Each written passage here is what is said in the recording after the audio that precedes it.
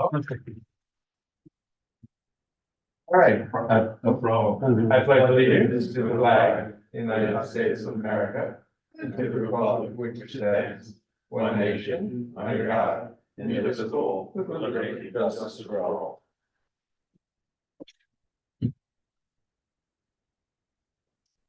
All right. Good evening, everybody. It's April 11. This is the regular regular monthly meeting of the Smithfield Township Planning Commission. All right, we have everybody in attendance except Nicole Carney. All right, we certainly have. Let's start with minutes for review. We'll start with our regular meeting minutes. Let's start with that one. That was our March 14th meeting. Everybody take a look at this. I could email this around earlier. Anybody see any changes or alterations, anything like that?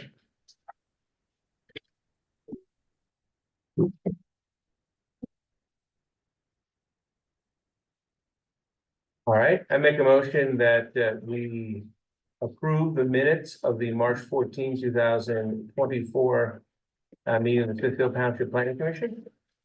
Seconds? Second. Seconded by Chris. Any other discussion? All right, all in favor? Aye. Okay. All right, the March 20 minutes. This was a joint meeting, a joint work session meeting of the Smithfield Township Planning Commission and the Board of Supervisors. Like somebody else to take a look at it, please. I was unable to attend that one. Make a motion to approve minutes. Okay, motion to approve the minutes by Bob Moses, seconded by Doug Scriber.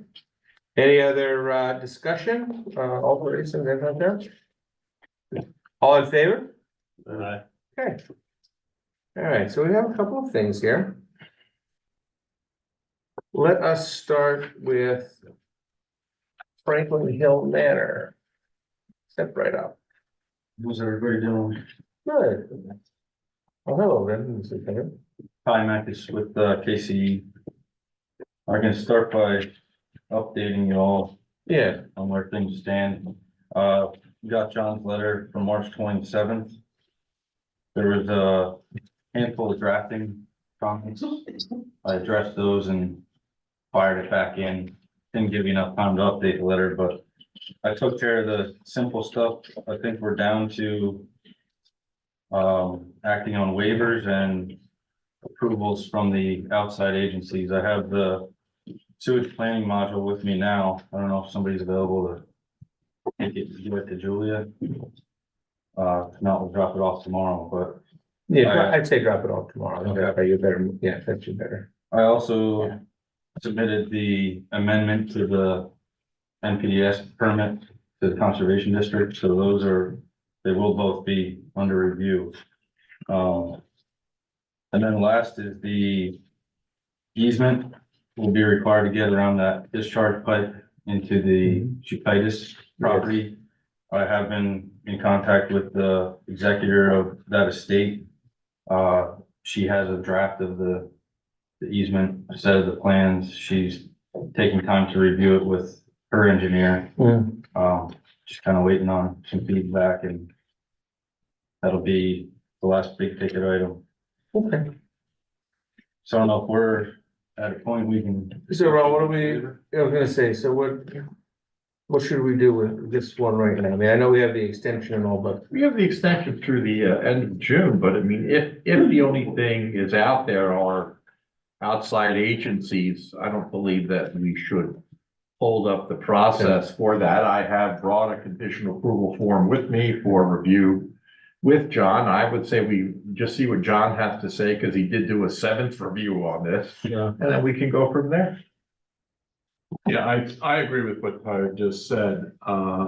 We were down to very minor engineering comments that had to be fixed. There are waivers which you should review tonight, and that's this one. This is the one. Yeah. That should be done. And I agree, there's no more planning issues, so it can be moved out of the planning commission and to the board, why those final cleanup items are taking place. The executor of the estate for Chiquitas did contact me, wanted a little bit more information about the discharge pipe, which I provided. And she told me she was gonna then discuss it with her engineer, so I didn't get any negative vibes from that, so Okay. I think we're moving along. Yeah, so I would suggest, Mr. Chair, with your permission, to review the waivers. There are not that many and they don't seem too involved. Make your recommendation on the waivers, and then if in fact you believe it can go through conditional approval, I'll review the form with Mr. Tressler and ask the applicant to sign it, and then you can also recommend approval on that. All right, so we need to do, so basically it's two motions, right? Waivers and One will be waivers. the waivers, and All right, then let's- will be the. Let's start with the waivers then. That would be this one page April later. 29th, Lynn? Yeah, it's the one with all the extra ones on top. That was April 29th, 2022. That was initially when we started with this, Oh, wow. but the top revision is March 28th. So let's take a look at these waivers. The first one, I understand, that's a waiver from preliminary and final plan, because we basically massaged this into their final plan. Yeah. Landscaping plan, I have a suggestion here. yes, Ty, can't you just label your grading plan, landscaping and grading? Don't you show all your landscaping on your grading plan? yeah, I can easily do that. why don't we just do that? And then you don't need a Then we waiver. don't even need a waiver, we'll take number Sure. 2 out. Grading and landscaping. Yeah. Waiver from submitting a lighting plan and no street lighting, understandable. It's pretty rural, yeah. Sidewalks waiver, understandable, because you would only have, even if we did, we could only require you to put a sidewalk in for The front. 200 feet or whatever, 300, whatever it is, the side of it, along the side of the hill. A waiver for providing monument easements around the stormwater facilities as a blanket easement is being proposed. What is, I'm not following John? that one. Rather than define a specific easement that the township is allowed to enter over to get to the stormwater facilities. And this is not unusual. Often applicants will just say, you've got a blanket easement to go anywhere in my property. We don't care. So Okay, it's a note on the plan that gives the township the right to enter the property from any access point to get to the stormwater facility. if they needed to make stormwater change. Okay, Oh, okay. understandable. Speaking of stormwater, John, I would Oh, yeah, Bob. like, if you discuss this question of, the grave concerns of neighbors about the amount of stormwater. Well, we haven't discussed it. We have carefully reviewed the plan during the review process for the stormwater management facilities that are being proposed. We do believe that it is adequately catching and retaining and or diverting the stormwater to conditions less than equal to or less than what are existing there. Just as long as you're satisfied, because we both walked it. We both walked it. There's wet areas there. There's no doubt about it. Well, it was coming down and across the road to whatever it was, 2 weeks ago, whenever we had the last huge rain. Right. But I can tell you this, Robert, is from start till now, this is substantially improved from what it initially was supposed. We've been going through this because Lynn Lezoin and I don't see Steve tonight. No, so Steve's not here right now. Yeah, he's not here, but I mean, it's, we know that there are rules. And that's what ultimately I think has ended up in this plan is substantially better than what it was before. Excuse me, I think that's Thank you. pretty much what you guys said the last time you Yeah. did this, right? Yeah, That it was substantially improved and a lot better. But the plan no longer has 4 lots, it has 3. Right. No longer requires improvements on Albert Lane. yeah, So those are significant changes from the last time. Right. okay, significant changes. Okay, shade, number 6, shade trees and stubs, that's understandable, we're not gonna do that. Shade tree and shrubs, not stubs, shrubs.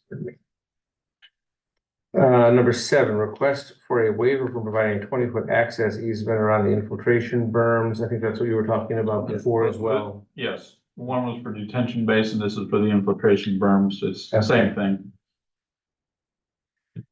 Request for waiver from using the NRCS curve number equation due to the scale of the facilities. Help me out with that, Sean. We have an outdated, I don't know exactly what that is. we have an outdated, requirement in our ordinance that is in conflict with the MPDS requirements. The MPDS requirements are stricter. People like to do that, so they don't have to do both. Okay. So we always grant that waiver. Okay. That's all. Okay, so it's really 1 through 8, except for number 2, which is basically withdrawn now. I remove that. And so you'll remove that because you'll make that change as John said. Hold on, but you were away, right? Okay, where that was. All right, I guess I will make a motion on the waiver requests of the Franklin Hill Manor preliminary and final minor subdivision request. Approval request. This would be a motion to grant the requested waivers in the revised request of March 28, 2024. For all of the waiver requests except for waiver request number 2. I'll make that motion. I'll second it. All right, seconded by Doug Scriver. Any additional discussion from the board? Okay, all in favor? Okay, so the waiver request will be approved. And now, We're gonna go back to John's letter. yep. Now we're gonna go over It to, has to do with this. yes, so we have March 27.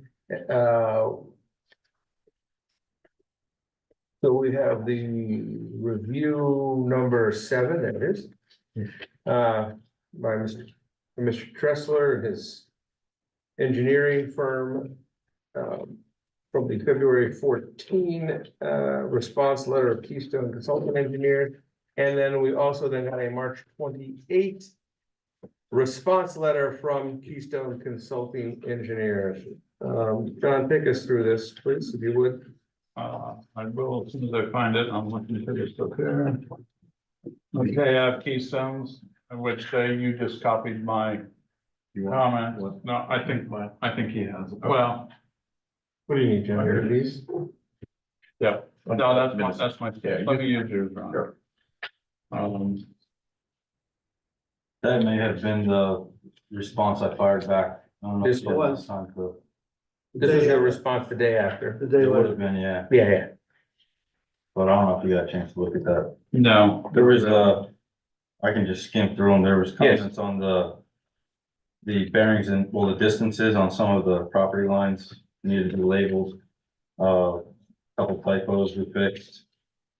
What else do we got? Yeah, that was comment number 7. That was one of the bigger ones. A lot of the rest are waivers. There was an item in the construction sequence that we, what was that? We just shifted it further, closer to the beginning of the sequence. That was Yeah. number 12. Yep. The Pindy report, on my drive back from submitting the plan, I got the updated clearance on that. So I emailed that in after, that's number 15.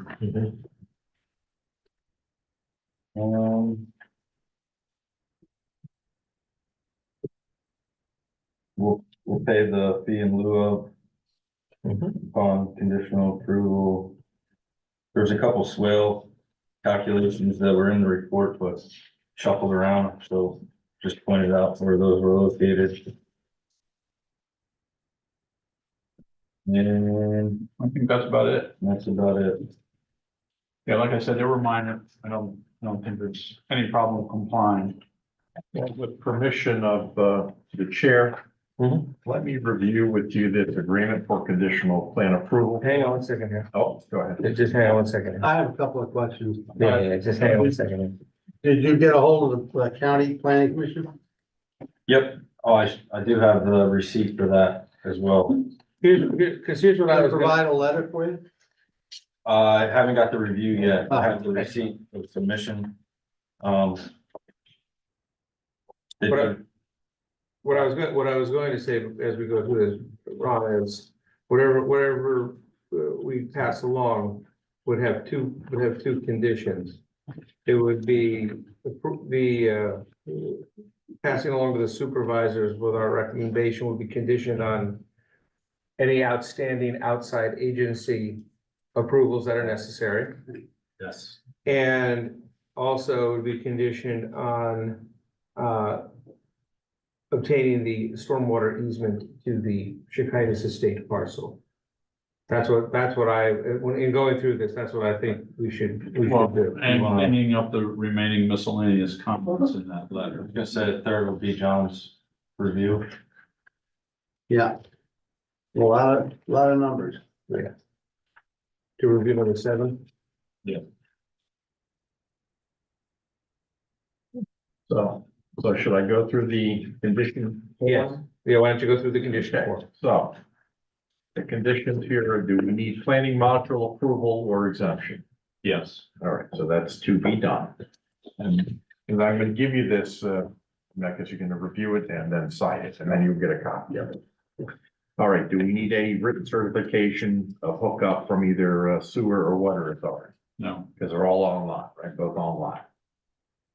Monroe County Commission review and or approval. We're still waiting on that. Okay. Monroe County Conservation District reviewer. We're still waiting on that. Let me back up on Monroe County Planning Commissioner review. When you say we're waiting on that, the NPC is that we should not be taking any action until we receive either the review letter from Monroe County Planning, or it's been 30 days since that was sent to them and they have failed to act. So do we have an issue with that? Yeah, but isn't the action by the board, not a recommendation by the planning commission? I suppose. Okay. I think we're probably maybe half of that. I dropped it off probably 2 weeks ago. Okay, well, under the NPC, and the chair will also tell you that too. Yep. Township can't approve anything until either that letter is in, Right. or it's been more than 30 days since the letter was sent. Because that's the time limit when the commission has to, approve. Okay. Any soil erosion or sedimentation plan? There is one, and it's also being reviewed by the conservation district. We reviewed it, but. All right, so does it have to be still approved in Yes. that jazz? Okay. All right, are there any other stormwater management plans? Drainage covenants, those kind of things? No, they've submitted a plan. We've reviewed and approved it. They've offered the blanket easements to the township that are required. And we'll get to the other conditions with putting in the Chikitis easement and things, so. All right, do we need any PennDOT highway permit or township driveway permit? No. All right, do we need any other permits? I have NPDES. I'm not sure the township issues a driveway permit. Uh-huh. Mhm. Do you need a driveway permit? There's 3 driveways on the Franklin Well, Road. let me mark it and we'll Yeah. deal with it if in fact that comes up, and I'll circle township driveway permit. All right, any other permits like NPDES? So that needs to be done. Okay, we have compliance with all conditions set forth in township engineer review letter of, and what was it, March 27? I got March. Yeah. I got March 27, yep. Are you okay with that? Okay. All right, do we need to have any deed of dedication for any streets? No, there's no new streets. All right, any unification or merger deeds of any kinds? No. We need any grant of easement for rights of way? No, that's not the Chikitis one, that deals No, with something. we are widening Franklin Hill Road by half width, so So do you think we need a grant of easement for a right of way for that? No, it's within it.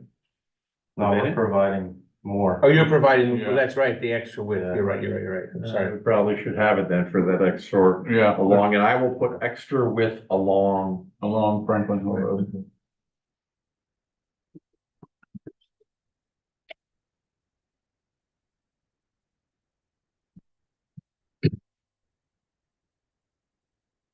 Other way around, in our ordinance, section 21-203 is before any private driveway may be constructed to township road, a permit must be obtained by township of Smithfield. Okay, well then, 21-203. okay, then we're gonna have it then, so, okay. Yep. All right, now we have miscellaneous agreement, so we're gonna have the Chiquitas stormwater easement, is that? Yes. Will that take care of it? Mhm.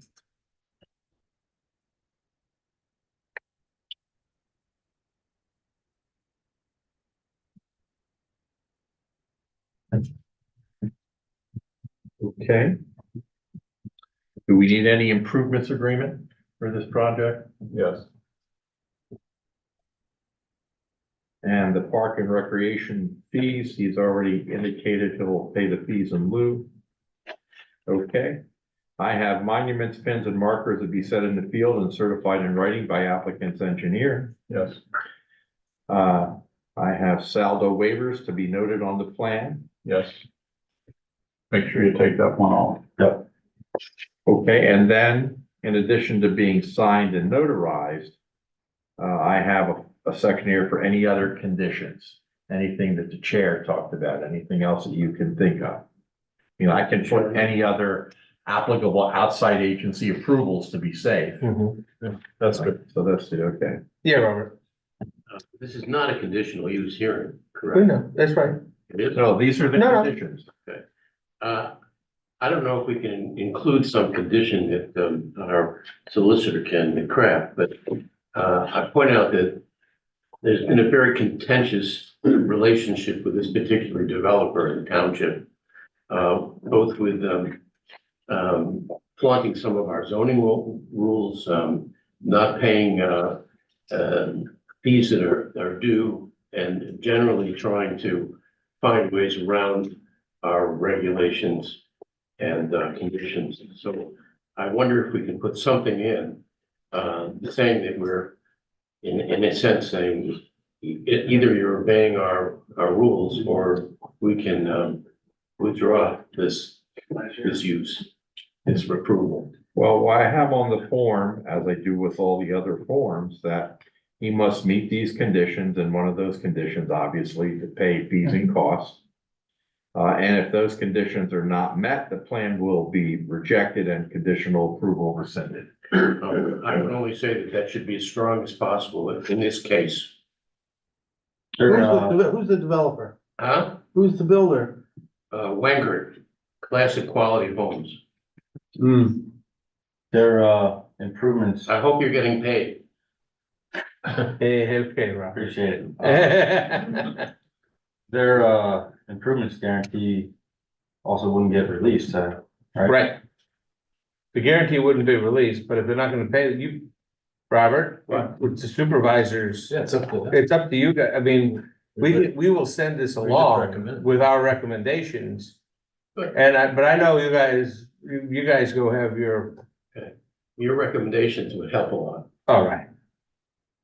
Well, I planned on 3 of them, and we're making our way through that one with it here, so. So, all right, Mr. Meckes, with your permission here. Look at this form, make sure it's okay, and I didn't say anything goofy, sign it, and then we'll send you, and I'll send you a copy via email tomorrow, so you have it. Sounds good. All right, so Thank you. Mr. Chair, I thank you. I have in front of me a form that has been signed by the applicant's representative for agreement for conditional, final, and preliminary plan approval based upon the recommended waivers. And the matter is ready for a vote and or any further discussion. Okay. I have a question. It's been a while since I saw the plan. Is there one access off of Franklin Hill No. for one lot? No, all 3 lots now are Franklin Hill. There's All one, 3? Yes, Okay. Yeah. So there's no township roads or anything? that's correct. There's actually no additional private roads, like They're not even using the Albert Lane to avoid all those problems we discussed, you know. Yes. All right. I will make then I guess I'll make the motion. That's what we got here. I make the motion that we recommend the approval of the Franklin Hill Manor preliminary / final minor subdivision land development plan with the subject to the following conditions from the planning commission, which is we'll start here with the engineer. The approval will be subject to satisfying the conditions of of review letter number 7, March 27, 2024, of T&M Associates, the township's engineers. The approval then, the second one will be conditioned on obtaining the stormwater easement across Franklin Hill Road, the township road, to the Chikitis Estate parcel. The third condition, it would be approval would be subject and condition to approval by the various outside agencies who have yet to provide their feedback on this plan. Just pass it over, and I don't know if you wanted to note any of those conditions on the form, or just say the conditions as outlined in the form, you know. Yes. That's your call. Okay, well, we have Chikitis easement here. Outside agency approvals we have here. And here it is. Compliance with all conditions set forth in the township engineer's review, March 27, 2024. Yeah, those three are on. That's good. That's good. So that'll be my motion. Plus any other conditions as per this form, correct? Well, as per the form, of course. Yeah. Sorry, I'm sorry. Yeah, That's okay. here. I make that motion. Anybody second it? Yeah, Okay, seconded by Doug. Any additional discussion? Any public discussion? All in favor? Aye. All is in the supervisor's hands. All right, Mr. Meckes, I will email this to you so you have it, and then we'll need to check with the supervisor or with the township manager as to when this will be on. Okay. It might be on in the next meeting, which would I think would be the 24th, but it may not be on until May sometime. Okay. Thanks for your time. Okay, thank you very much. Actually, I think I should contact us when he has his conditions of approval. Yeah, honestly, I think the conservation district is gonna hold this up for 2-3 months. That's what I'm thinking. So, but I might have to get you another time extension, but Well, but generally the townships and municipalities can't hold up your project for outside Right. agencies. We can say we 30 approve the days. project on condition that you get that. And of course, if you never get that, then your project isn't approved. so we can still go to supervisors and get the same. They still go to the supervisors as long as it's an outside agency approval. Okay. Okay. Good, thanks. Have a good night. All right. We have two things. We have a sketch plan and the draft lighting and nuisance ordinance. Mr. Chairman, I think it'd be appropriate just to, for the sake of that applicant, just. I was gonna say that. I think, why don't we do that one first? I agree, Alex. Let's do that. That's fine. All right. Ministerio Cristiano Impacto da Vida. How are you? Good, folks. How are you? Good. What can we help you with? Bueno. My name's Joe Hudak. I am with Kylie Associates. We're consulting engineers. I'm one of the founding partners of the company, a professional engineer in Commonwealth. And full disclosure, I was not the design professional on this. He broke his ankle and had surgery and is not weight bearing. So if there are some questions that I can't answer today, you know what I'm saying, if you have some, what we review this, I will certainly, get you the answers. All right.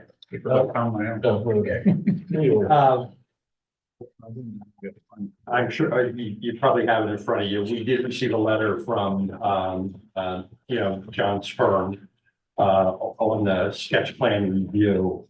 And I mean, a lot of the stuff, obviously, we understand we're gonna need MPDS permits and highway occupancy permits and probably like wetland crossing permits, this, that, and everything. Oh, awesome. Yeah, I left mine in the office.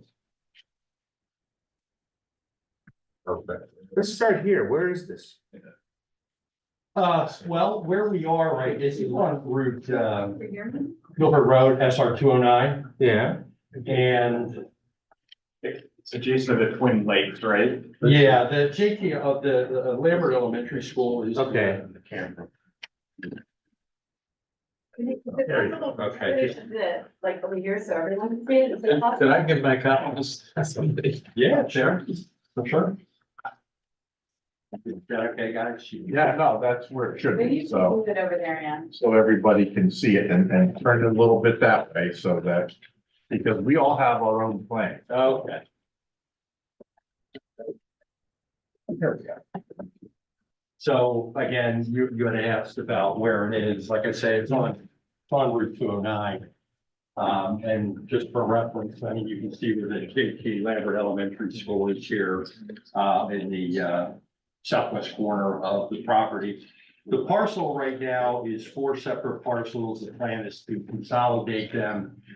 It'll be a over 100-acre parcel. And we did some preliminary wetland delineations, as you can see on your map.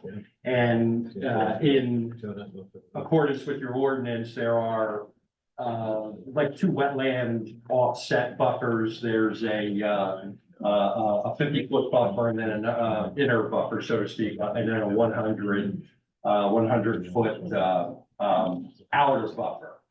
And so what you can see is out of that 100 acres, there's not a lot of space available for development. Isn't it all slopes? Well, there are different colors you can see here on the side where it talks about the slopes. The orange is slopes of 15 to 25%, and then kind of that purple color are slopes of greater than 25%. Okay, so you've got pretty much wetlands in the middle, wetlands kind of along the northwest corner, kind of in the north central part, and then up in the northeast corner. In the area of the development, there are some small areas of the slopes. Okay, again, looking at the orange and yellow colors. The intent is this ministerial will be it's non-denominational, religious, Christian, religious retreat. The intent is for folks to come up here from the city, okay, maybe for a weekend retreat, maybe for a week retreat. It's not like no one's gonna be living here full time. It's, it'll be nothing like that. The main method method of bringing folks here too is probably gonna be buses. Okay, charter buses from New York City to bring folks up. Okay. There, again, like I said, there's a dining hall, there's a meeting area, conference room, and then there are 4 dormitories for, the folks who are gonna stay here, to stay in. And how many people are accommodated in each of the cabins or dorms? That I don't know, but there are 4,000 square foot dormitories. Okay, they have restrooms and shower facilities. The dining hall is 5,000 square feet, and the meeting and conference building is 6,000 square feet.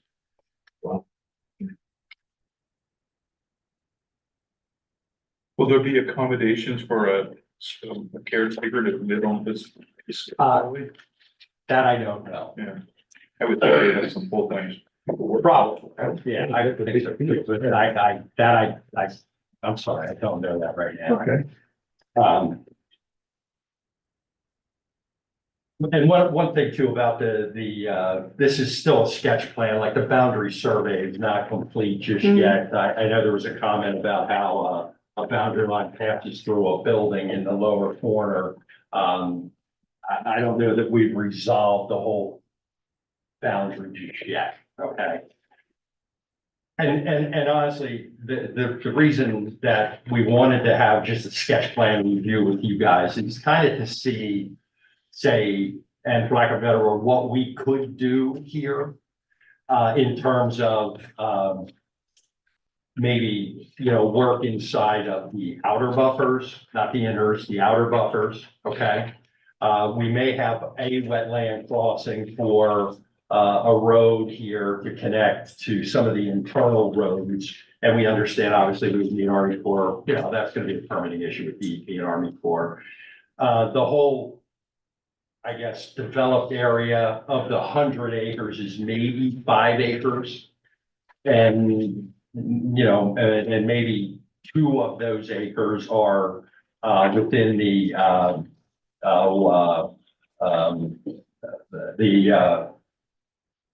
inner and outer buffer areas of the wetlands, okay? So in terms of, everybody's always concerned about parking. We showed 61 parking spaces in the letter here. It notes we need 135. One thing that we would like to point out is certainly that the same folks that are going to be in the dormitories are going to be the folks that are going to be using the conference room and meeting hall and dining hall. And so, it would seem to us that, the parking calculation shouldn't be based on 4 dorms at 4,000 and a 6,000 square foot, dining hall and a 5,000 square foot. It should be maybe either based on 4 at 4,000, okay? Or the 11,000 that comprises the, dining hall and the conference room. And you said most will be coming by bus. And most would be coming by bus. Now, in addition to the people that are coming for the retreat, other staff, that, like cooks and. I would imagine, yes, that there would have to be, sure. So that, that's just something that we kind of wanted to run by you. I mean, and right now, like I say, we're showing 63 spaces, I think it is. If you just add up the dining room and the conference room, that would be 55 spaces, so we would be over, so to speak. If you did it with the 4 at 4,000 dormitories, your ordinance calls for 1 for every 200 square foot, so you would need 80 spaces.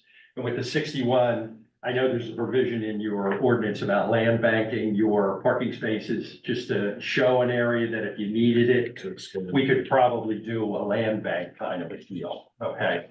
But that's one of the things that, I'm not sure I'd get hung up on parking space.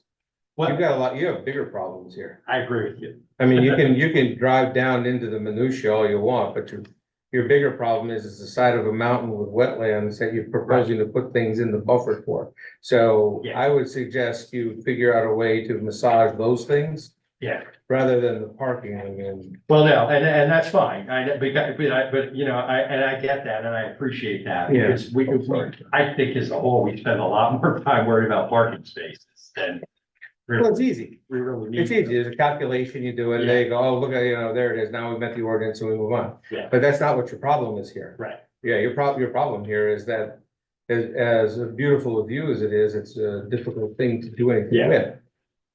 So, and I guess along those lines, and if it comes down to I know, obviously, anything that has to do with zoning would be a variance. Right, Yes. we would have to seek a variance, and that variance would be, you have a zoning hearing. Zoning hearing board. Okay, so then the proceeding would be before that. That's right. I was sitting in the meeting here, I got an idea of the waiver procedure where. That's the subdivision and land development part Sure, of it. where we, and I think, where obviously we have to lay out our justification for And the same thing, would that be the same thing, say a waiver if you're, say, from maybe a requirement in stormwater management No, ordinance? I don't think, no, that's different. The stormwater is different.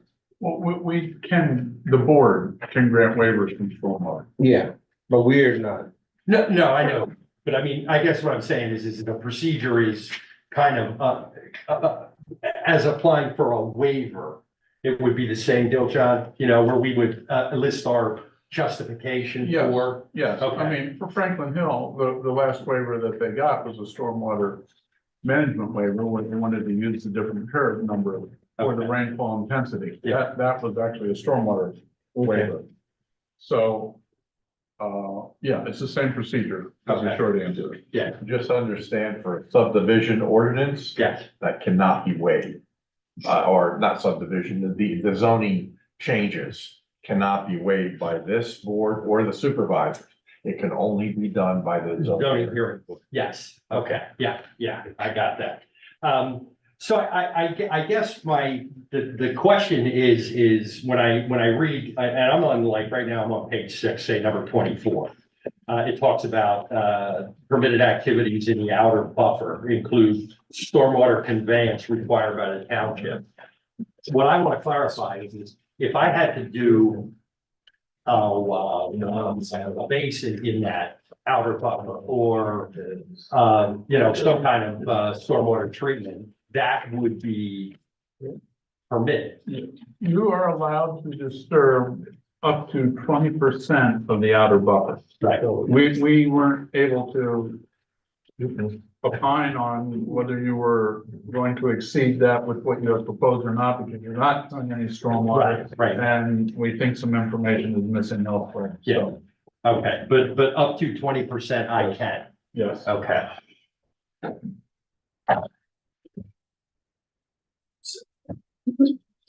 Yeah.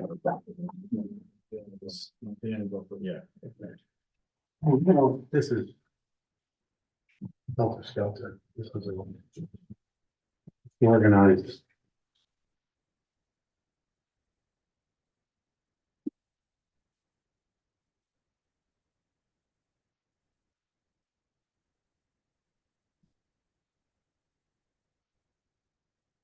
And, the letter did say, just so I can clear it up here before the planning board, are we gonna be required to put sidewalks in on 209? Could you, would that be something you guys could opine on now, or is that something that I submitted and you make, That'd be a waiver, John, wouldn't it? we come back? Well, that's strictly up to the yourselves and the board. I don't think there's any sidewalk in this area now. No. So I think what I would like to see is at least an easement for a future sidewalk. Just a space for it. well, this is Milford Road. That is a state highway. Right. I don't know if you've researched the right of way through there or not yet. Yeah, no, like I said, it's the survey's still being done, so I don't know. So there may be room, there may not, and if there isn't, yes, we could ask for an easement for Future sidewalk, future. just so they don't have to come back later. So you're saying if the right of way doesn't accommodate it Then we may ask for that? for you to dedicate additional right of way to be reserved for the installation of sidewalk in the future. Okay. So that's what David said.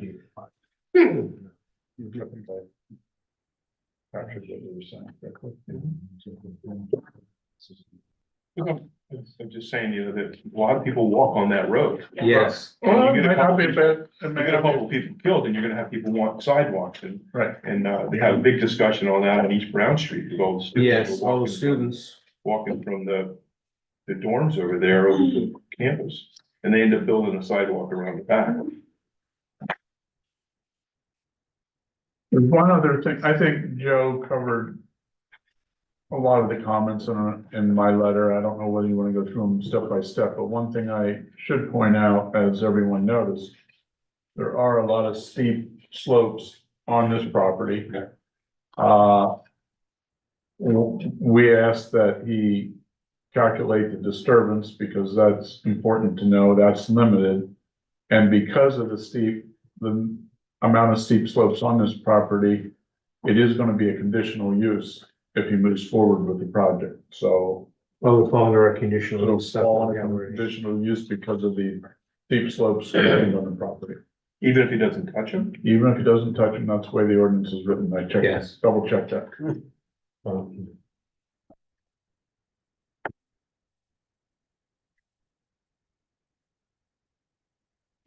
You guys have a lot of heavy lifting.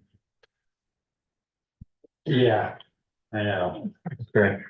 I get that. I appreciate you guys, your input. What is this? What is this group? Is it a New York, just a New York based church style? Well, I think he's. A consortium? Kind of non-denominational Okay. group, you know. I didn't know if it was affiliated or whatever else with it. It's not to my knowledge. Yes, it said the retreat would not be a church with a traditional sanctuary and regular scheduled worship services, so no. Well, it's a retreat place. Yeah, Okay. retreat center. Yeah.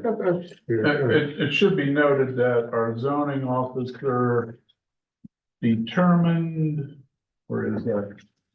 Here it is. The proposed retreat is a quote membership club and camp membership clubs. Right, it's not a business venture, I made it Right. clear. The thing is, this letter, sort of like from to Ken from March 2023 mentions they'll be constructing 2 dormitories of 50 people each.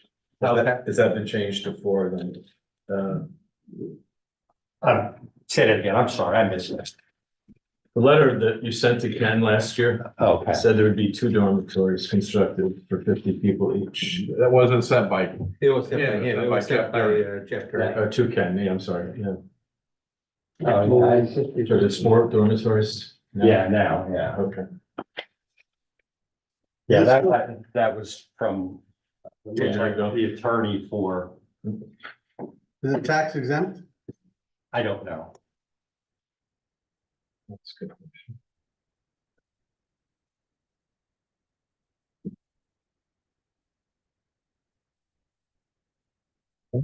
John, no works permitted in the primary buffer. That's correct. Okay. All right. Okay. I mean, I don't want to get too deep into it. No, Because no. it's a preliminary plan, but Absolutely. I think you have more than enough to work with. Yes, now I do, right, and that's what I said, I just thought we needed some questions answered, and we figured this would be the forum. So, It is. all right, folks, thank you so much. Sure. I appreciate it, You have a nice evening. and you as well. Thanks for bumping me up too. It's Alex. Good fellow, Alex.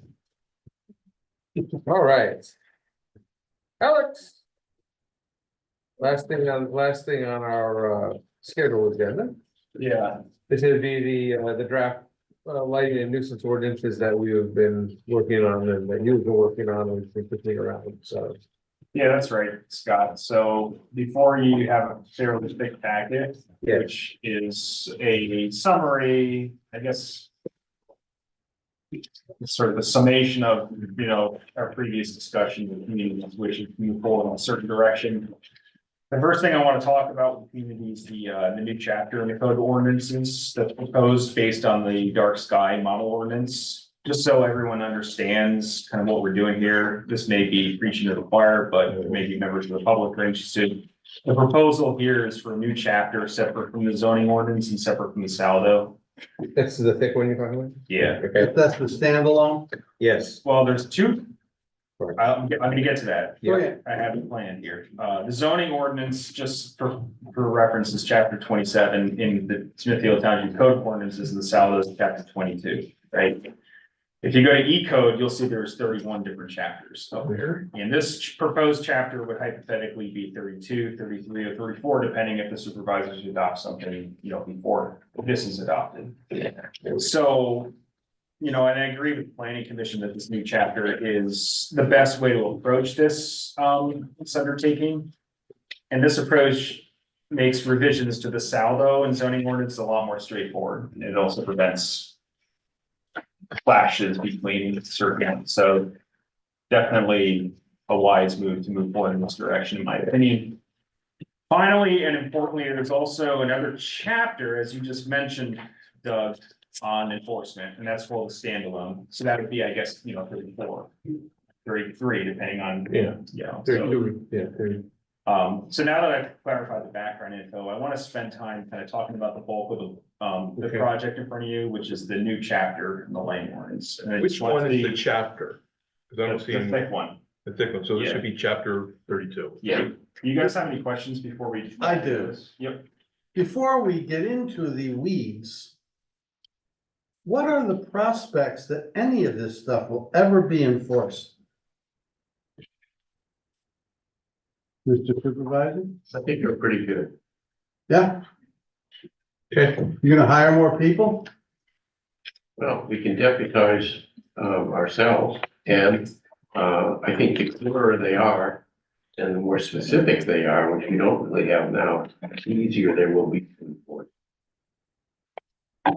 And some of it is already in our Sullivan, chapter, but I think seeing a specific chapter and being as clear as possible makes it more important. Okay, Well, good question. It's a good question. It's an important question. So any other questions? Okay. So basically, the first couple of pages are just definitions yeah, and there's just a whole lot of definitions, which is and that's basically as it relates to the text in the ordinance. And then the next section is the zoning. So the important points here, the light zone overlay districts, there is now a zone 0, which includes the national recreational parcels. Just to clarify that the overlay zones don't yet exist on a map. Right, It's just a conceptual situation, and at a later meeting, we'll get to a map to discuss. There is also now a section on incorporating the tables and the backlight, uplight, and glare standards. So that's it's the section that says zoning overlay district standards and criteria tables, backlight, uplight, and glare. That sort of sets forth formally these tables as opposed to just kind of interposing them within the text. I figured just have that as a separate section. And, the final draft might actually have to have them in that section as a body of text. But as of now, just for the sake of this project that we're doing right here tonight, it makes a lot more sense to have them in the back as an appendix so that it's easier for you guys to follow along. sure. The biggest and most important change here is the incorporation of a user guide to help landowners and applicants work through this new ordinance effectively. And that user guide specifically focuses on non-residential uses, residential uses, almost entirely. And it helps applicants work through the tables essentially in this. And so that's pretty critical and very voluminous in terms of the number of pages that entail. Between the figures and the user guide, that's at least 50% of the number of pages you have before you. And this user guide is actually part of the model. You'll see I'm sorry, I'm someplace, a little lost. What page are we talking about here? yeah, if you look in the back, the user guide is, if you go past all the tables, These are the tables, looking back. and then you see the figures of the lights, there's an appendix to this document, the Smithfield Township Lighting Standards and User Guide. And I felt that because there's the standards and criteria are much different than your current ones, it's very reasonable for the town to offer this user guide to any landowner in the municipality that's gonna have to contend with this, this is especially important for land development subdivision plans. Yes. So. So and talking about that, the plan submission requirements will be one of the most significant changes. Probably as a result of this, and I think the planning commission should spend some time really going over this section to make sure they're comfortable with the language in the plan submission section. So, Wait, I'm sorry, hang on, which section, yeah, so that's, if you go back now, we're in the appendices rather. And if you go to section plan submission requirements is the title. of the yeah, I'm section. looking for where that is, but I'm still want to try to get It's, to it. unfortunately, the pages are, Yeah, the numbers didn't come out. So aha, So it's section what? it should say plan submission requirements. If you look through, Mr. Chair, sections before our residential lighting, there's also a section that says other standards and criteria for outdoor lighting and control of light glare. And then a page or two after that, you'll get plan submission requirements. Yeah, so I think we should walk through each one of these items, because this is what you're gonna see as the planning commission when like the land development plans that we saw here Yeah. today. This is what the applicants would have to submit to the supervisors and the planning commission for consideration. So, so part A is basically, did everyone find it? I have no idea where you are. We have no idea where I you're have at. no page numbers and it's like double sided and it's not easy to figure out where you are. Yeah, this is a little bit, I know what you're trying to do. But they wanna follow along too. Yep. Go. So I can just, 9 pages. So from front to 9 pages. oh, we Let me gotta. see, I'll just number our pages. 9 pages. 1, 2, 3, 4, 5, 6, 7, 8. And there's no Have we got the back numbers on of the the paragraph. Okay, 1, This sheet, 2, That's when you do the cost of definition. then flip it over on that 9th page, you'll see planning. Paper or is it It's sheet, like, 9 pages. 1, is it 1, 2, 3, 4? see, we got this. Nine The problem. sheets, and then it's on the back, it says, plan submission requirements. Yeah, plan submission requirements, I'm on it. Yeah, you agree. Me too. Thanks. This. thanks, Greg. 7, 8, 9. There you go. Right there, plan submission requirements. Chris, you're a second. For next month, don't save paper. We got a lot of. Is this the way it's gonna trees. be in the book, landscape? Yeah, they're not Code there. ordinances. Yeah. This is the way it came out of the copy machine. I understand, but that's the way it's gonna be in the book. No, it's not the way it's gonna be in the book. Why You don't can- You have to learn you can to, codify that any way you want. yeah, you have to learn to turn your head a little bit, like. Yeah, Well, it fits nicely this week. Go ahead. great. We can tell the people who aren't used to dealing with exhibits in court, Ron. There you go. This is great compared to what I was handed this morning, trust me. So basically, the township shall require that lighting plans be submitted for conditional use, special exception, and variance applications. You can delete any of, like, if you guys don't think it's appropriate for variances, that could be kind of crossed out. Well, variances would only deal with if the part is in zoning, so. Okay, So I would not, I mean, that's its own thing. If you're asking for a variance from the lighting requirements, that's a zoning function. okay, and what about special exception application? That is also goes to the zoning Zoning hearing. board. Now, I'm not 100, you're more familiar with your ordinance than I am at this point still. How many, do we have a lot of special exceptions in our ordinance? I can't find any.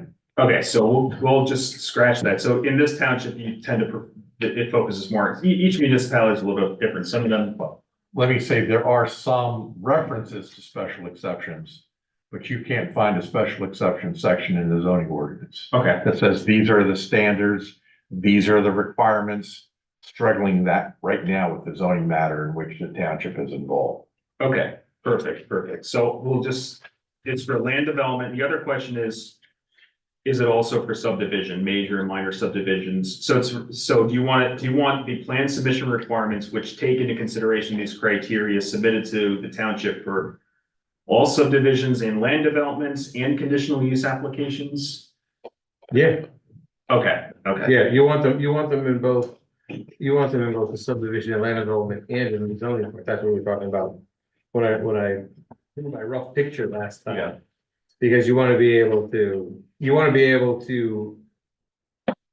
have the property owner be in compliance with the lighting requirements, however it is they come to us. Yeah, and then it's also a question of, do you want it for building permits too? So if someone wants to build a single family residential Yes. home. Okay, so I do. So it needs to say building permits, and then what Yeah. they would have to do is follow the residential criteria that are pretty well laid out and then the user guide is pretty straightforward. Yeah, Okay, I'll add building permits and I'll scratch special Yes. exceptions. And then, so so that was A, and then a site plan with all structures, parking areas, building entrances. Basically, it's a fairly thorough thorough analysis of the lighting. Then there's an illumination grid. Plotted out to 0-foot candles / illumination level units, which demonstrates compliance with the light trespass intensity uniform requirements as set forth in this chapter or as otherwise specified by the township. I could probably get rid of that language or as otherwise specified by the township, since that's kind of the applicant shall submit a visual impact plan that demonstrates appropriate steps have been taken to mitigate on-site and off-site glare, including but not limited to plot plan with a matrix of the calculations of foot candles with measurements of 10 feet into the neighboring properties, including those on the opposite side of a public right-of-way or public roadway at 5 feet above the ground. So basically, it is very thorough consideration of like when someone comes to the here and says, well, I'm an adjacent property, or how much light am I now gonna see in my backyard? That kind of determines it down to the foot candle. So same thing with people across the road. Do we need it across the road? Maybe we'll just leave it as adjacent property owners. Across the road might be a bit much. Still the property line. It's up to you guys, how Well, just specific. because there's a road there doesn't mean they're not adjacent property owner, Alex. Okay, There's still a, there's, again, there could be glare, yeah. Yeah, there's still an adjacent property, even if they're on the other, because the way the road easement would be, they're still adjacent. okay, that's fair enough. And then I added, kind of an artist rendering of the proposed equipment, including fixture catalog cuts, photometric glare reduction devices, control mounting heights, fall foundations. Basically on the plan, you'll see it like that figure that you saw last time with all the mounting, they're gonna have to provide that. So that you can visually see exactly what the fixtures look like. Landscaping plans, and I added the in parentheses with leaf and without leaf for deciduous species, since for 6 months of the year, there's no leaves here. Shall contain lighting fixture locations and shall demonstrate that site lighting and landscaping has been coordinated to minimize conflict between vegetation and intended light distribution, both initially and at vegetation maturity. So it doesn't take into consideration just the 6-foot pine trees, but also the 30-foot pine trees in 30 years. So it's very thorough. Well, there's also an entire analysis they have to do called limits to offsite impacts. And this is same thing, land development, conditional use. They have to, there's a few sentences here which explain that. It's basically, aiming directions, photometric data tested in accordance with EIS guidelines, buildings or other physical objects within the site within 3 object heights of the property line must be included in that calculation. So just very thorough analysis of how the lighting is going to be thrown around the property and adjacent properties. And then the next section is plan notes. This is mostly for engineering. Number 1 is post-approval alterations shall be submitted for approved lighting, or intended substitutions for approved lighting equipment shall be submitted to the township for review. The township reserves the right to conduct post-installation nighttime inspections to verify compliance with the requirements or as otherwise agreed upon by the township, if appropriate, to require remedial action at no expense to the township. All site lighting. The township could probably enforce it however, at any point, really. Maybe we don't need that. You probably don't need it, it's Okay. probably redundant, because Yeah. the township can. If there's going to be a light glare enforcement, it's not gonna be, it's not gonna be at 1 in the afternoon You anyway. could just say the township reserves the right to conduct post-installment Post-installment inspection, inspections. yeah, Period. Okay, period, right, yeah, right. just keep that. Okay, thanks. I'm gonna say one thing as we jump in here, I actually got a message from Christine McHugh is on there. Who said she tried to pipe in, she can't hear us. Is there a way, It's off. or she can hear us, but she can't, we Oh, can't hear her. We can't hear her, so I can take her off the mute. Oh, she took herself off mute. Go ahead, Christine. We can't hear her. I can hear something very mildly. Hello? Yeah, Yeah. Want to get closer? Yeah, where's the volume on that thing? Hang on, Christine. I think the problem is that the audio. There you go. Try it now. Testing, 1, 2. We can Well, hear- it's better A little anyway. better, yeah. Better? All right. Let me know. Yeah. Sure. Okay. wait. That's up to the, that's. Yeah, go, Christine, yeah, go ahead. You said you wanted to say something, so I mean, I didn't want the opportunity to pass. Let's, because this is a work in progress here, so I mean, nothing's gonna happen anyway. Right, yeah. No, I think Alex is, Alex, right? Yeah. Your name is Alex. I don't feel comfortable enough calling you Doc because I don't think I know you that well yet. But I think you've done a tremendous job so far on this. But what Doug said about how likely is this to get enforced? And I kind of want to jump on that bandwagon. Robert, you said that, every people in the office would be deputized to do enforcement.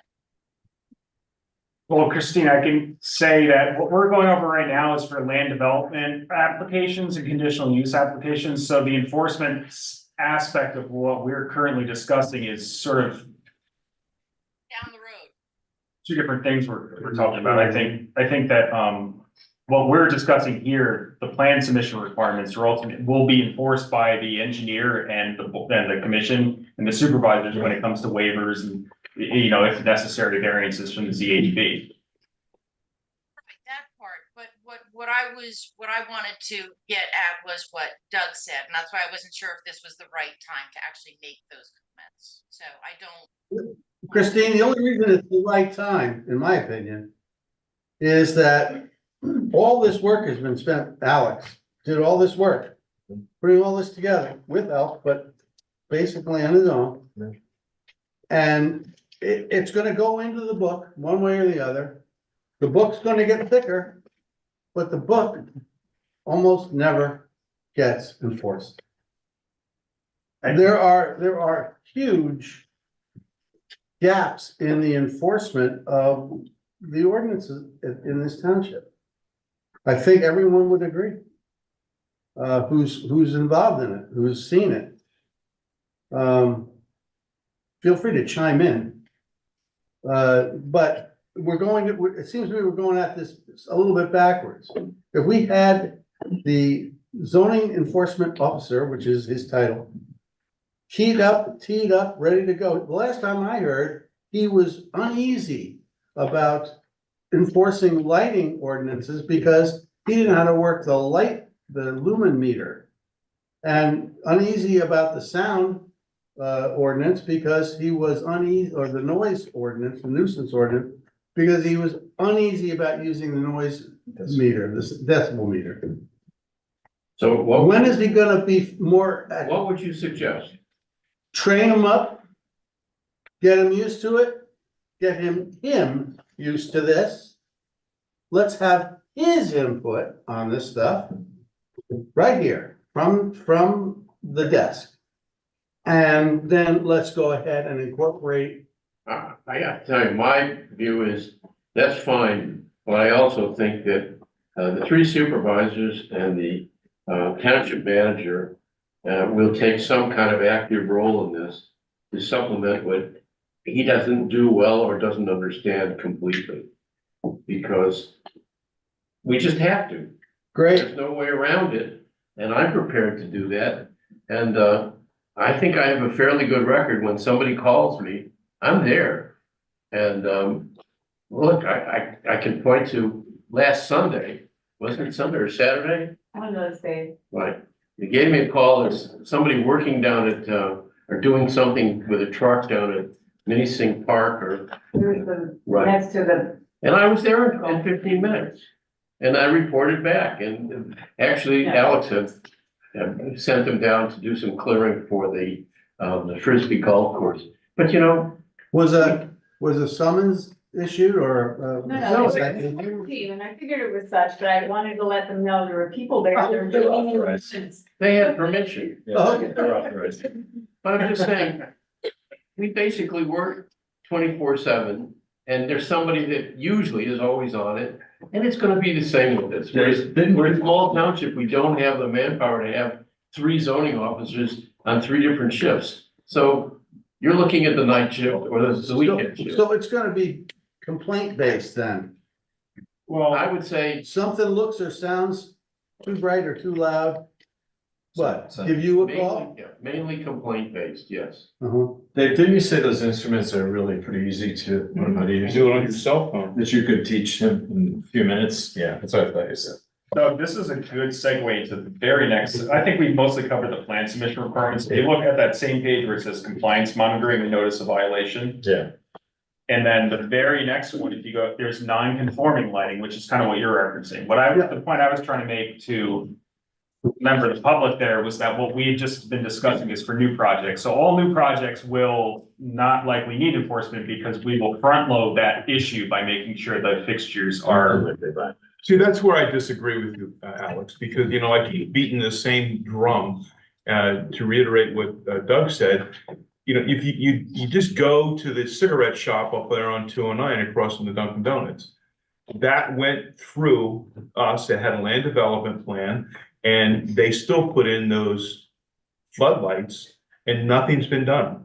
That's interesting. Nothing has been done. We have been talking about this for years. They shine right into We are the defining arcs of the drive. insanity because we keep talking about it and expecting the same results.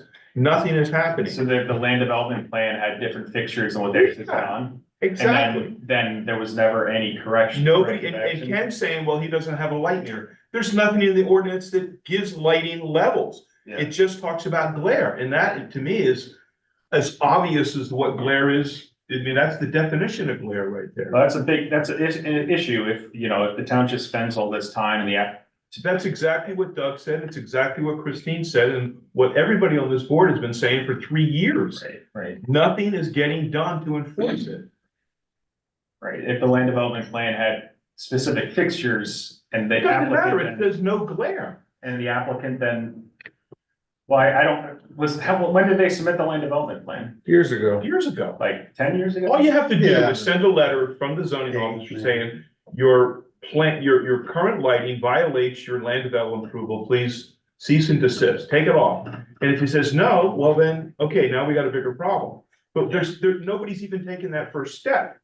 I'm just curious from a legal perspective, maybe this is a question for your solicitor, so. Well, you're saying that once we have this, we won't need to do it. Well, that's exactly what happened years ago, and then nothing's being done. This is just a repeat of what we've already. This is very, very specific. It's very specific, Yeah. but it's still. So if the land development plan has a artist rendering of the exact fixture that's to be placed, and then somebody goes in and installs one of the ones that shines straight up at the road, it makes it a lot easier to then bring that to the magistrate, Agreed, yes. right? And then it's like, Agreed. well, obviously, this is not what and that's one of the reasons, like, so, but it's from a legal perspective, I just want to ask the solicitor, so if a land development application is approved by the municipality, the applicant installs everything, but the lights are not consistent with what was approved by the township, then I would imagine that there should have been engineering inspections of the sequence of construction, and the engineer should have flagged it as, hey, we have a problem here, and then they could have done like a stop work order or something until it came into. But those compliance. lights were installed after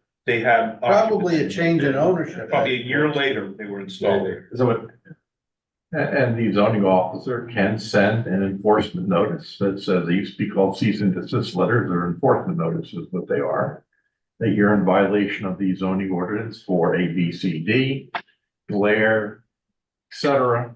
And then if he doesn't like that, the matter's heard before the zoning hearing board. Goes before the zoning hearing board for a hearing, and the zoning hearing board then determines, is he in violation or not? and that enforcement notice never got sent out. Never. As far as I know, it has not, but I know. But see, that's, You know, Ron, it hasn't been. yeah, see, that's definitely a. Here's the thing, I think- I fully appreciate all of the frustration, because it's nothing I have invented also. But guys, we can do more than one thing at once. We can work on this, and they can work on the enforcement part of it. So there's no reason that just because what we have hasn't been enforced, doesn't mean we can't improve it so it can get enforced in the future and we can deal with it. Yeah. That's, I believe me, I understand the frustration, because we have all vented it. But I don't want to somehow sabotage this, on the altar of the mostly good. I don't want to do that. Also realize we are working on a much better system of handling complaints, Sure, knowing what they are, that's what I'm talking about. We can do more than one thing at once. having a spreadsheet on them. Having a judge who, is more receptive to what our needs are, both in zoning and in ordinances. And, I think will act, with some alacrity compared to the other judges. A spreadsheet on, what is that? On complaints. So we know that there's a complaint. We being the Board of Supervisors. And how often is this, how often is this spreadsheet gonna be issued? I think it should be issued once a week, By whom? be issued by the township manager. Ah, But and, that, and the information passed to the township manager by whom? The zoning officer? the zoning officer, and what's the result? Here's the complaint, came on Tuesday, okay? Yeah, What's- weekly. Who worked on it?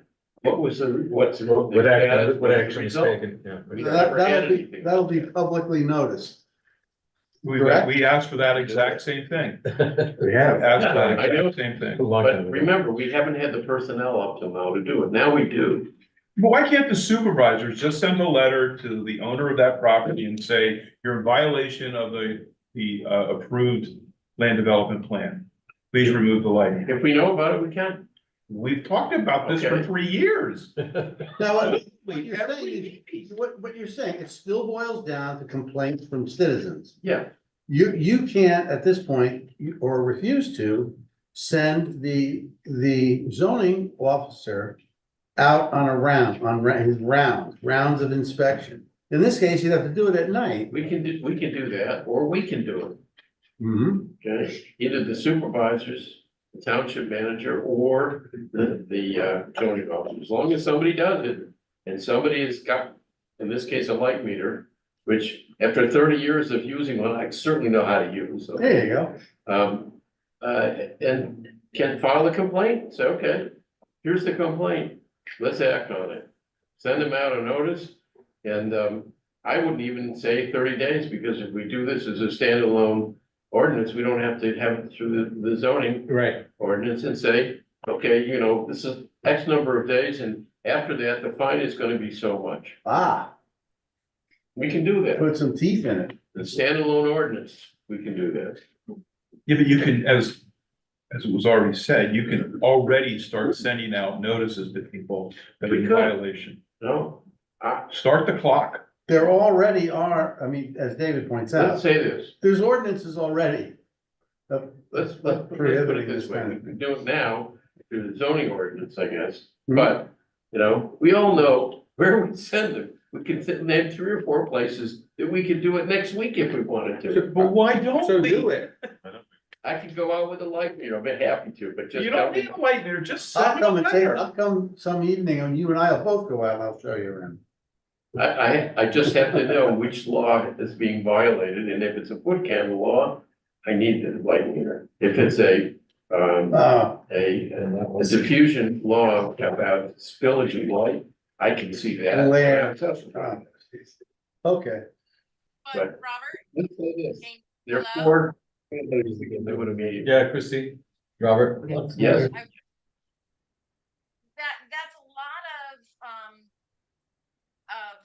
what's the word? Deputizing. So now you're gonna be out looking at lights, now you're gonna be out looking at noise. And the fact of the matter is that you're there for 6 years at the least, you know, maybe, you know, supervisors are temporary. So don't the plans need to be a little more long-lived? Having people deputized, having the supervisors deputized doesn't This is- seem like a very realistic long-term solution to me. Does that make sense? And No. I think Alex has done a tremendous job. He's put a ton of work in this. And like Doug said, it would be a shame to, you know, we're doing all of these ordinances, but there doesn't seem to be a lot of follow through on it. And it's a concern. You know, I don't want to see Alex's work be for naught. Or any of the other work that everybody does there. I mean, it's a point well taken. A lot of these would be dealing with new projects. I would suspect that most of this work would not be for naught, since it would just the standards and criteria that come before the township would, and that, like I said, I think this will front load a lot of these issues, but it won't. Yeah, you need, if somebody puts an aftermarket light on, that's the floodlight and shining around on the road, you're gonna need to enforce that. But now at least you have much bigger teeth to do so if you have like a second zoning officer or a third zoning officer. You know, there's some municipalities that have 3 zoning officers, and so, you know, or like a zoning officer, 2 assistant zoning officers, or something like that. Now you're talking. You know what I mean? So, but I agree, yeah, with something with light, you just plug, you know, you're gonna have to, you know, stay alert, and the complaint system is gonna be a really critical part of that. You need to keep accurate records of things and tracking, and all those matters those are points very well taken, and I appreciate, you know, David, I appreciate you kind of clarifying the situation there, because I had a fundamental misunderstanding of what actually occurred. I thought that they had actually installed something differently, but it seems it was an aftermarket thing, and if that's probably something that you're gonna deal with the lighting, because it's an easy thing to just put a different fixture on, as opposed to, you know, modifying the dimensions of a structure. So, you know. And Doug, you thought it was a change of ownership too? Well, sometimes it is, and the other thing is, there has been a rash of break-ins, no secret around here.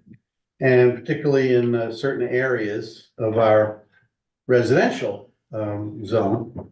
And people have taken their own steps to guard against it. And they think that these big lights that they put on, these really bright, whatever they are, what are they? LED. They're LEDs. They're LED, but there's something else. They're They're flood. halogen or something. No, they're LED LEDs. is just the type of lamp, it's the style of Orange, the flood light.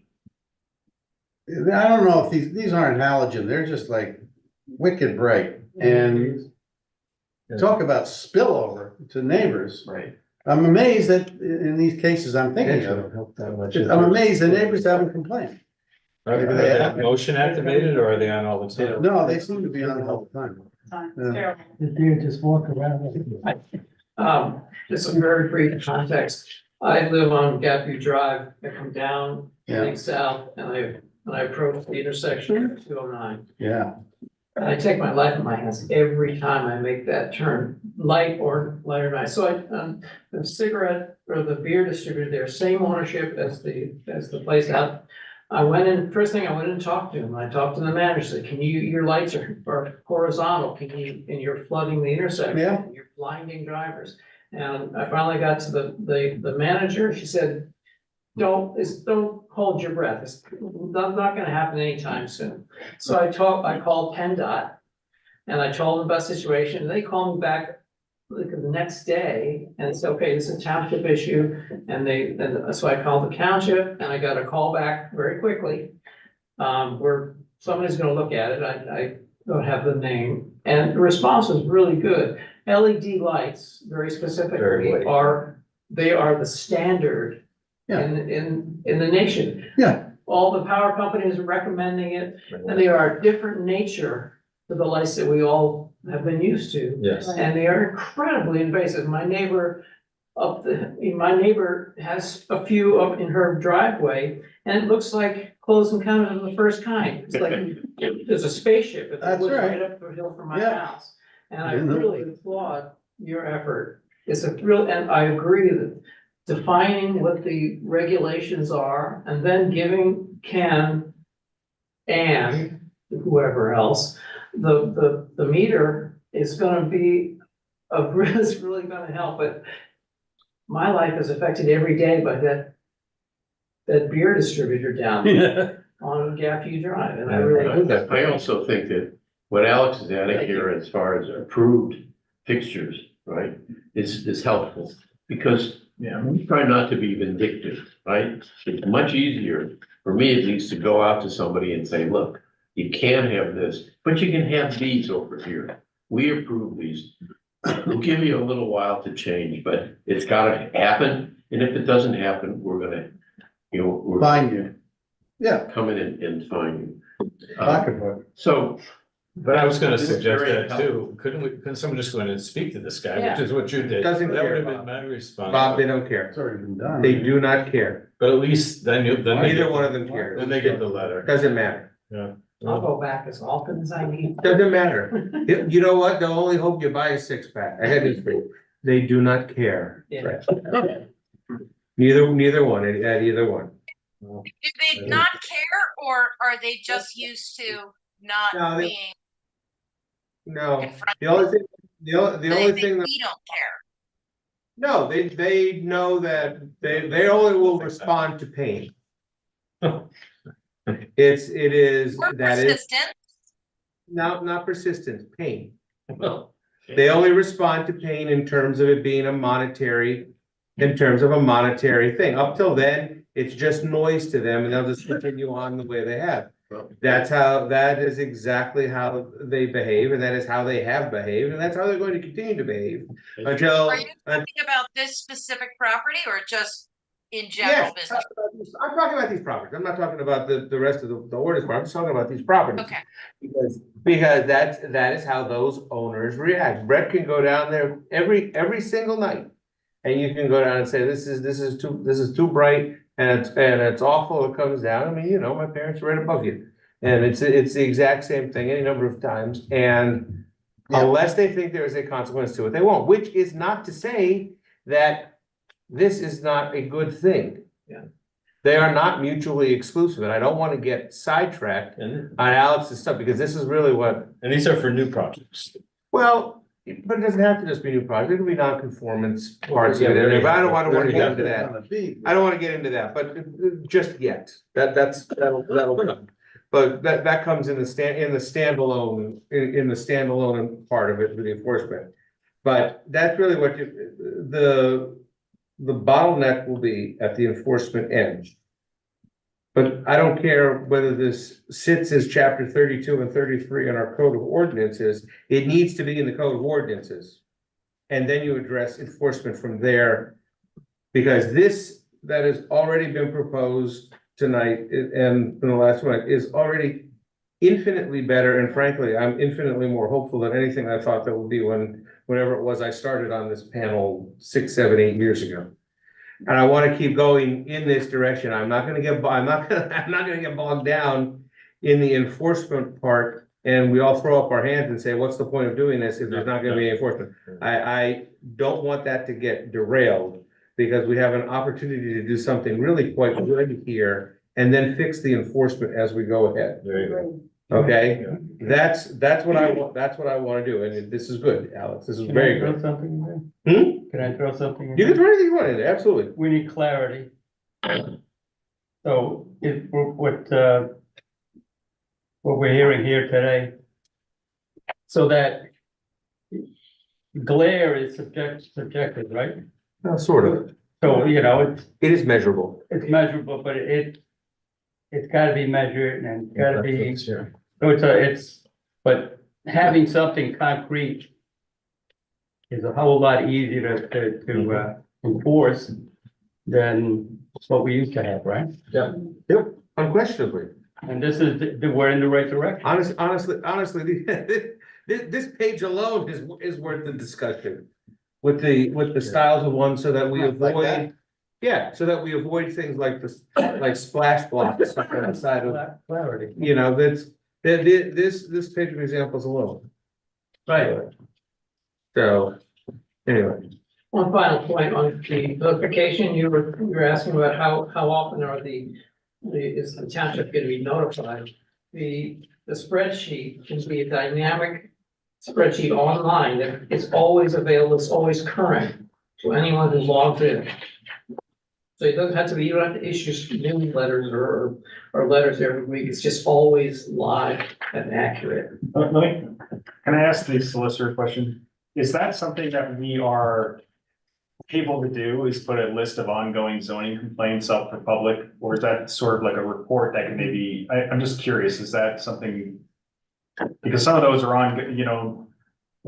Well, you could certainly put up a list of ongoing complaints without identifying the property owner or the properties. Okay. But I mean, usually you want to put those up in order to embarrass the property owner or the property manager, if you will. And I don't know if I would do that. Why it's a docket? I mean, again, Dockets are public. yeah. I know what you're saying, Ron, but I mean, that's, again, I don't want to get into What that. are we hoping to accomplish tonight? Yeah, that's right where I was going next, David. What, I think it's an invasion of privacy. I think, we're not pinning scarlet letters on people, we're just trying to get. Yeah, it'll be a little no, but when enforcement It's is, up to the magistrate. when enforcement is issued, you have started a legal proceeding, and that is a docket. That's different. That is different. Can't you put can't you set up the, we have the website, right? Don't you have a bulletin board on the website? Well, Yeah, but And that will, Yeah, that can, that's, send that, maybe put an ad. yeah, I don't want to generate more problems for us. What do you hope to, what do you, again, with I think the David? next what do you- step for the community is to put together a zoning overlay map with assistance from the county planning commission or GIS specialists there. Then and then maybe I can have a conversation with them and maybe have them take a look at this. Yeah, maybe clean this up and put it in, Page numbers would be nice. a slightly more readable form, that we can go with it. Why don't, as we sort of make our way towards. The county planning commission be willing to, since it's such a sweeping overhaul, to see if they'd be willing to kind of go through this and provide us with some technical guidance. Look, I'm not sure I'd call this a sweeping overhaul. This is just an aspect of it. I mean, we're not actually changing use districts or mix it use or all those things that we went through before. Right. This is just a set of regulations dealing with one specific aspect of life, which is artificial lighting. Right. So I'm not sure it's quite as sweeping, but by all means, bring in the county planning commission, because I don't know if anybody else is doing it this way. And we have an agreement with the county planning commission, so there's no charge to the township for their services. So I definitely, and they're phenomenal, one of the better ones in the state. So I definitely, anytime that you guys have an opportunity to utilize your technical assistance, I would recommend doing so. So I guess it sounds like the planning commission we're not gonna go through all these papers today. And the next step would be to kind of take everything you have before you and then maybe reach out to the county planning commission. Yeah. I can sit down with them and maybe I can invite Scott with me and we can sit down with them and we can have a meeting and they can help us sort of refine all this into something that can be presented maybe 2 more times, including a map the next time, and then. Yeah, I don't think, I would, with the supervisors or something.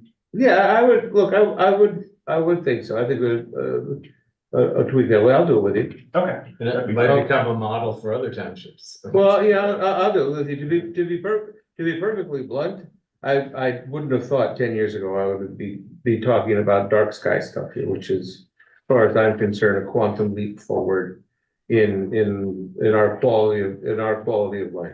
Mm-hmm. So I'm okay. I'll do the meeting with you. I think it should be, it doesn't have to be put in perfect codified form yet. Right. I think it is still in a, what I'll consider a conceptual codified form. That we can then have our meeting with the county planning commission. I do that. What's the purpose of the meeting next week with the supervisors? What's the agenda? On upgrading the ordinances, which is a long process. It's been very long. Second meeting trying to do that. Okay. I'm gonna take this.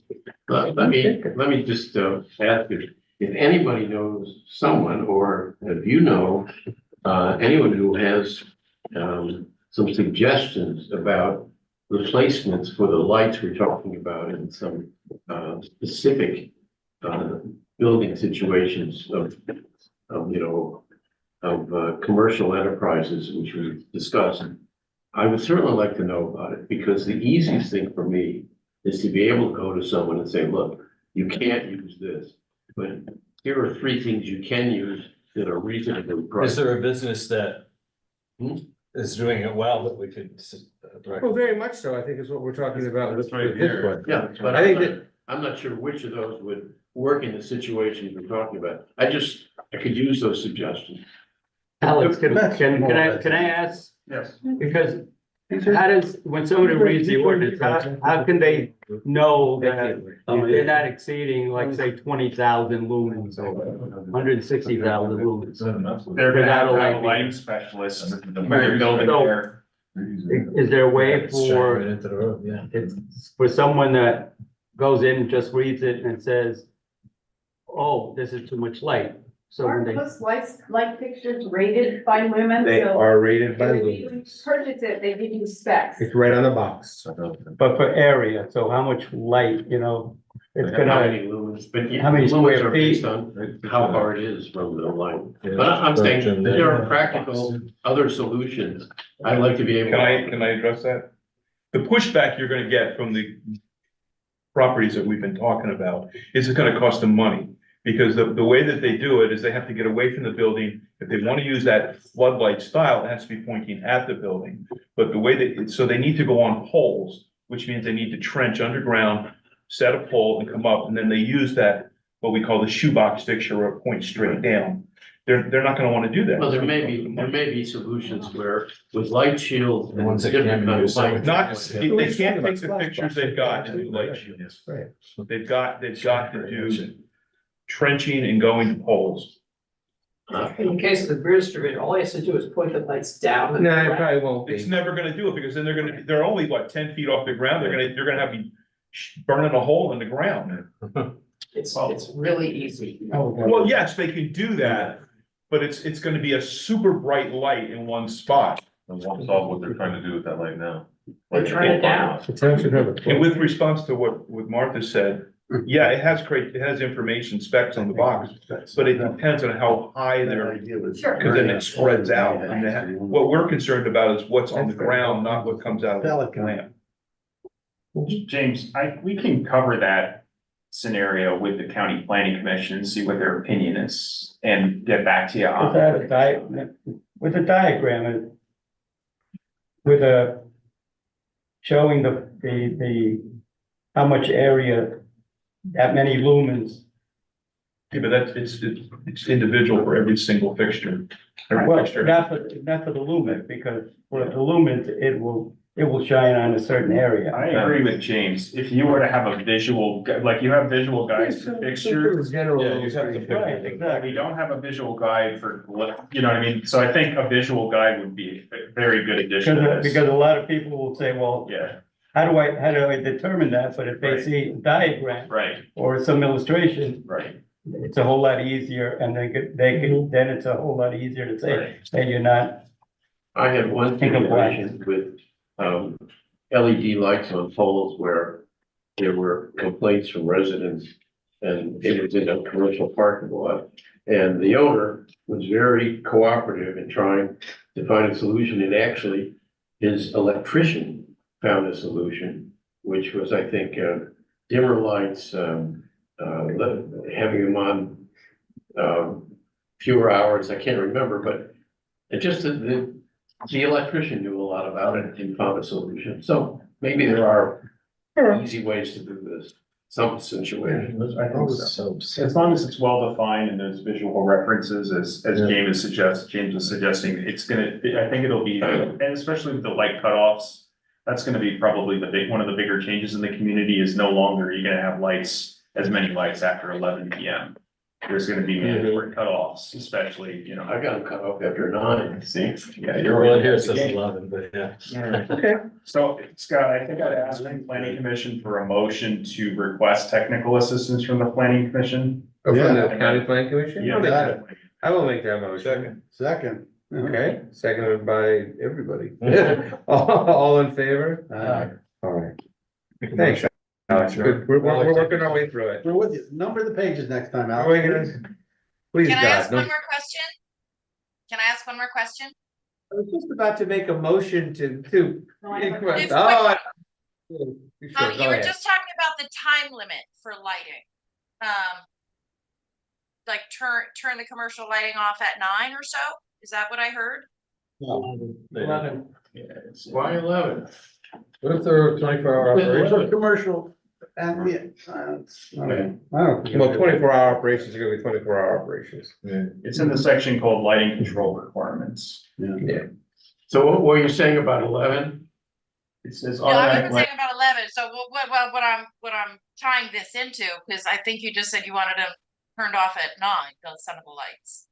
And so for our rehab project here in our dark sky R1 zone, that's one of the things that we're very concerned about is the 24-hour lighting that they need. So I'm just curious. Yeah, Christine, we're not doing that. We're not going into Oh, that. no, I know, topic. I understand that, but I'm just throwing it out there. Sure. Motion we adjourn. Wait, Martha I wants have one first. quick comment, because as you know, I'm here a lot. You are. Years, I've been here many times, I've heard many plans come before you, I've heard your comments and your consideration. So one thing that kind of, I would like you to consider is with the sidewalks, there's a reason that was put in, and a lot of times you guys say, well, it's rural there, or there's no adjoining sidewalks, which there never will be if you never require them. So we do want a walkable community, my 2 cents would be, you know, consider sidewalks more strongly and at least like have the easements for them, so it could be done in the future at least, but if you never put them in, of course, there's never gonna be any to adjoin to. If somebody puts it in, maybe, you know, there's some here and some there, and the person in between would join it, you know, you don't know until you start. But, so I wish you would consider that a little more. I agree. And the commission should know, by the way, that the noise nuisance ordinance has been advertised and will be scheduled for adoption on Wednesday, the 24th of April. Yeah. Yay. Good. Now I make a motion that we adjourn. Second. Seconded by Mr. Strong. All in favor? Have a nice evening, everyone. How are you? Did you get my, Alex? Did you get my, I did. Yeah, that was that just happened yesterday. You know, I just picture of. Did you? I did. You see, it was on the building. before? Yeah, no, that was a And picture. now- And Now now it's it's like on a- 3 times the size of what was on the building, so there you go. We have a meeting set up, so we're working on it. I don't know. That That should immediately be. dropped into it, it's a, Alex. Put that shit down, bro.